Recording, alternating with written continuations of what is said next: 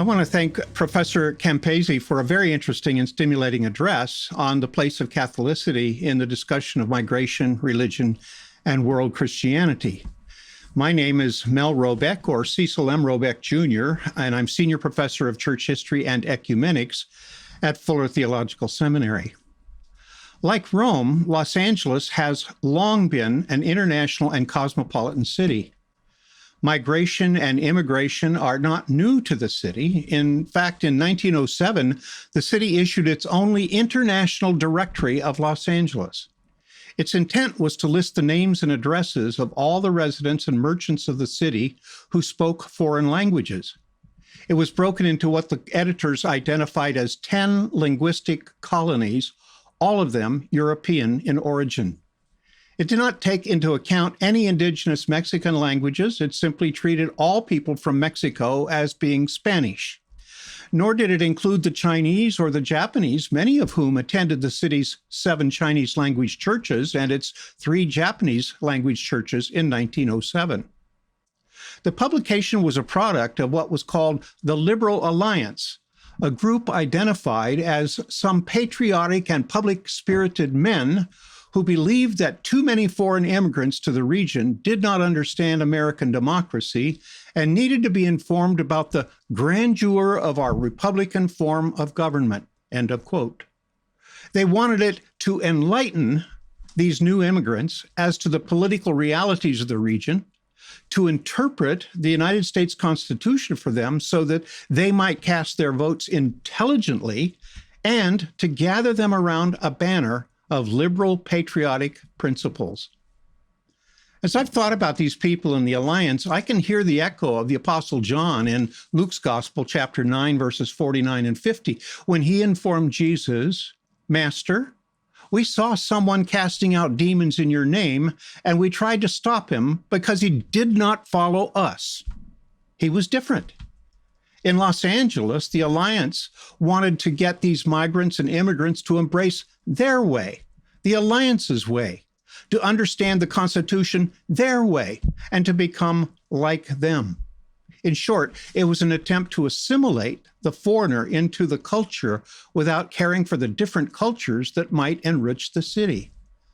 And yet, when John proudly informed Jesus of what he had done, Jesus reminded him, "Whoever is not against you is for you," meaning, I think, that there was plenty of space for the migrant and immigrant. Since 1907, migration and immigration into Los Angeles County has continued unabated. It now includes many more language groups than in 1907, with the Los Angeles Unified School District offering education in 92 languages other than English. Today, the 5 most substantial groups of migrants or immigrants into Los Angeles come from Mexico, El Salvador, the Philippines, Guatemala, and South Korea. The vast majority of them would identify themselves as Christian, mostly Catholic. And as you suggest, they show concretely the global face of Christianity today.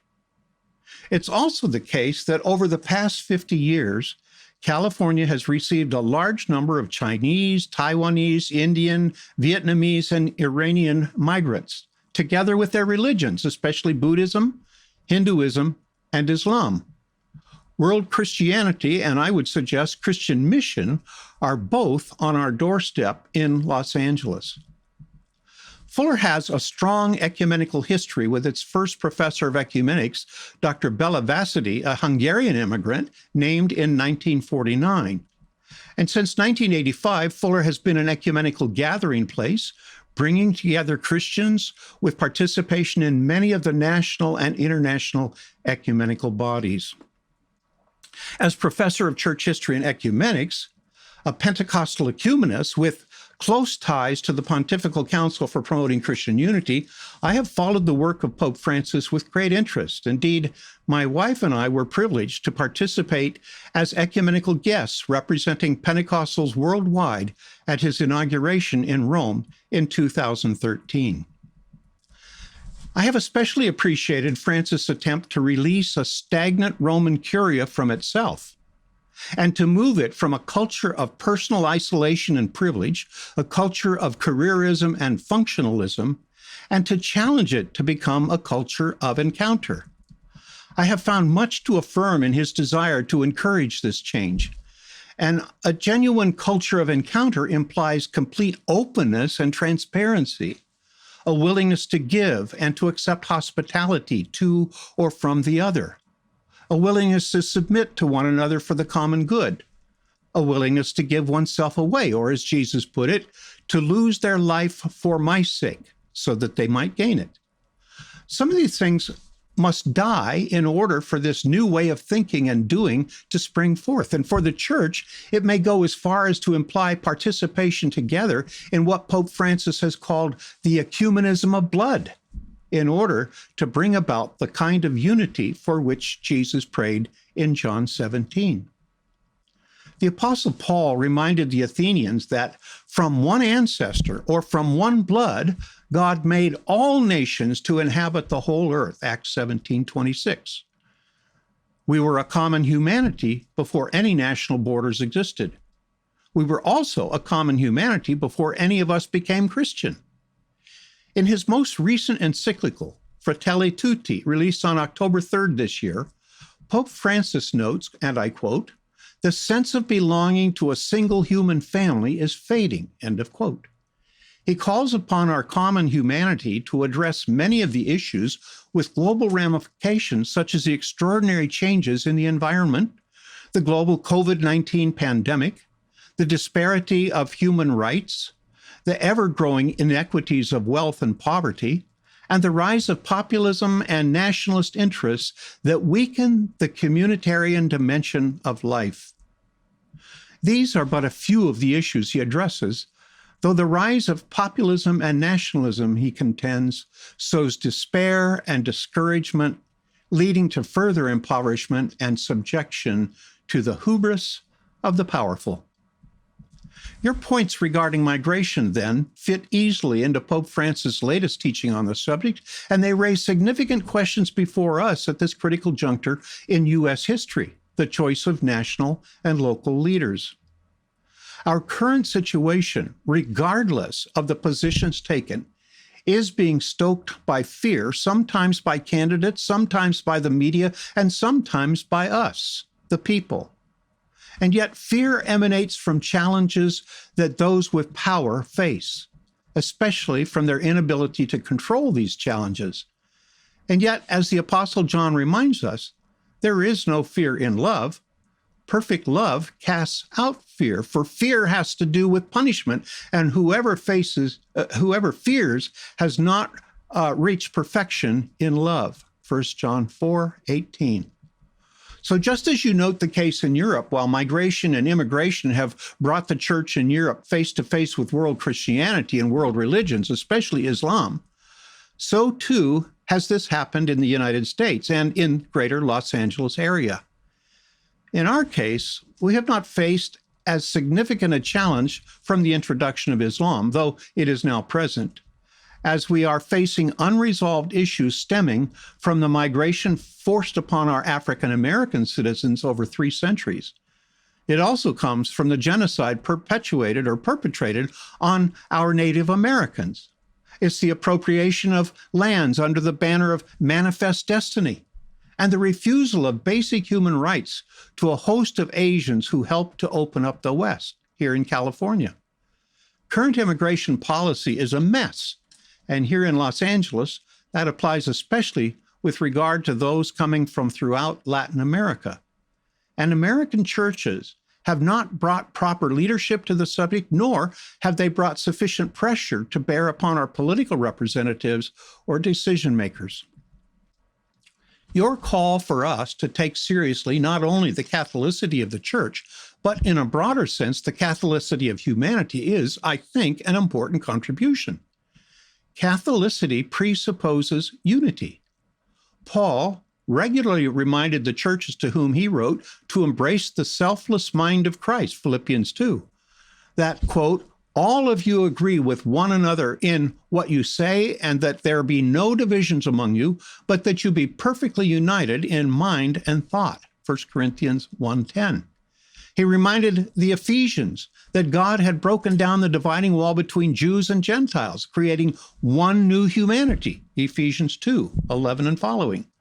He urged them to make every effort to keep or maintain the unity of the Spirit through the bond of peace, Ephesians 4:1 through 3. The writer to the Hebrews also wrote, "Make every effort to live in peace with everyone and to be holy. Without holiness, no one will see the Lord. See to it that no one falls short of the grace of God and that no bitter root grows up to cause trouble and defile many." Hebrews chapter 12, verses 14 to 18. The Apostle John constantly lifted up the new commandment regarding love. The call for unity within the church is a call to mission.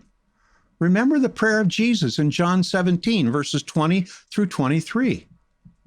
"I ask not only on behalf of these, but also on behalf of those who will believe in me through their word, that they may all be one. As you, Father, are in me, and I am in you, may they also be in us, so that the world may believe that you have sent me. The glory that you have given me, I have given them, so that they may be one, as we are one, I in them and you in me, that they may become completely one, so that the world may know that you have sent me and have loved them even as you have loved me." Unity then supports the premise and power of reconciliation, helping the world to understand and embrace the truth of what it conveys. Your point that we can better understand the idea of Catholicity if we think about it from the standpoint of a culture of encounter is rich with promise. My own Pentecostal spirituality is rooted in a culture of encounter, that is, between the Spirit of God and us. If we can embrace a culture of encounter between all human beings in which we recognize the dignity that God has given to every individual, it may move us back to understanding the inherent value of all of humankind. Rather than viewing migration and immigration as a challenge that is rooted in xenophobia, a challenge to our personal power or position or the way we do things, it might open to us a way to live, as Pope Francis puts it, quote, "in the loving relationship of the three divine persons, the model of all interpersonal relationships," end of quote. As I read Fratelli Tutti this week, I noted that Pope Francis made a very strong case for the role of encounter in his exposition of the parable of the Good Samaritan found in Luke 10, verses 25 to 37.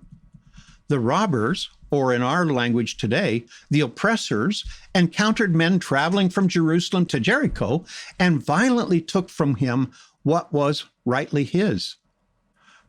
The priest and the Levite, men of social and religious standing, encountered the man, and then they ignored him. They treated him as a throwaway person, as they turned away from someone who was obviously in pain and was suffering. And yet here comes the Samaritan, who good Jews considered to be impure, sometimes not even real people. Sometimes they looked down upon them. He stopped and he showed mercy, cleaning and binding the wounds, nursing the injured Judean, and then the Samaritan recruited the innkeeper to help aid in the giving of mercy. And he did all of that at his own personal expense. Pope Francis applied this parable to the contemporary world situation in a clear and I think a very forceful way, drawing implications for all of us, for our institutions, and for our governments. A genuine encounter in which we enter into the pain and suffering of the dispossessed, whether they be individuals or nations, can bring the kind of change that we see best illustrated in the Samaritan's actions. Our tendency to react selfishly rather than responding in love and mercy will only continue to divide humanity further, rather than bringing healing to those most in need. Your suggestion regarding the relevance of synodality here is also well taken. In one sense, it draws upon history to help us with present challenges. Our tendency these days, especially among the young, is to dismiss history as always being biased and thus as compromised and it can be easily dismissed. It is a common approach in this period of deconstruction. Yet, as G.K. Chesterton notes, the tradition, that is, the core of the gospel, which has come down through the generations of the faithful in history, provides our ancestors with a voice in our current affairs. They are, after all, still part of the church. It's our myopic approach to life, I think, that tradition and history can call us to account, recognizing our limits and pointing us in new directions. Kohelet reminds us that there is nothing new under the sun, Ecclesiastes 1, 8-11. Joshua had 12 stones placed as a memorial by the Jordan to remind the Israelites what God had done for them when he dried up the Jordan and allowed them to cross. The psalmist called upon Israel to remember what God had done, to remember their covenant with God. And the Apostle Paul tells us that memory, that is, a recall of the history of what Christ did on the cross, is essential even as we take the Eucharist.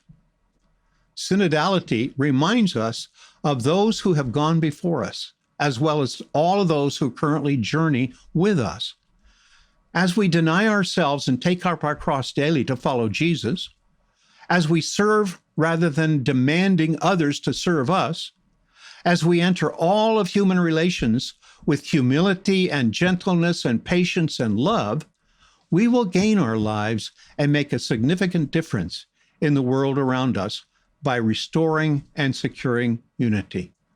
Thank you.